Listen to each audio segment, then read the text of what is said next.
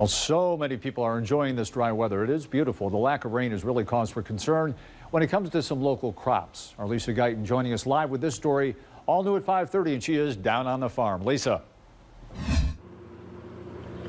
Well, we are in one of the longest dry stretches the Toledo area has weathered in nearly 3 decades. The last measurable rain, May 20th. As you heard, this is day 12 without any significant rain. And it's not just the lack of rain, but also the heat and the sun that are causing concerns for some crops. Agriculture is big business in Ohio and Michigan. There are growing concerns in both states about the continuing lack of rain. The 10-day forecast doesn't look good, but I guess we're just going to stay positive and get through it. Jason Hertigan is the manager of the Ottawa Lake Co-op and a second-generation farmer. This weekend looks warm, but if we can get next week some cooler temperatures, that absolutely will help and buy us some time. And then, like I said, we just need to get a measurable rain at some point. Hertigan says the wheat crop could really use a measurable rain right now.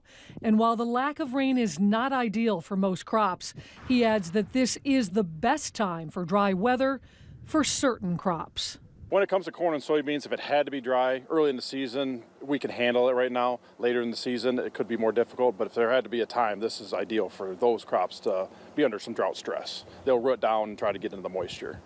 While the tops of many fields are bone dry, there is moisture below the surface, providing some help.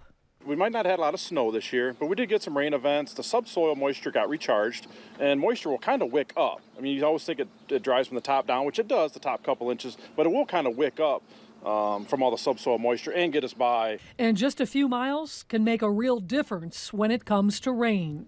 The rains are so spotty, you know, even a mile, half mile, quarter mile. It might be an inch or half inch variance. It's just so scattered. We cover such a large area, so we talk to our growers each morning. What'd you get? What'd you get?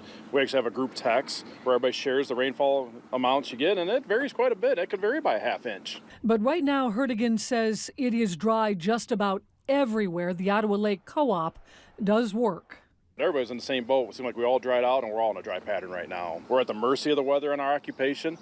Usually it works out for us, and we're just hoping we'll get a change of events, and come June, July, it'll turn wet when the crop really does need it. Many of the local vegetable and strawberry crops are irrigated, meaning water is added to the fields, and in a lot of the cases that is already happening.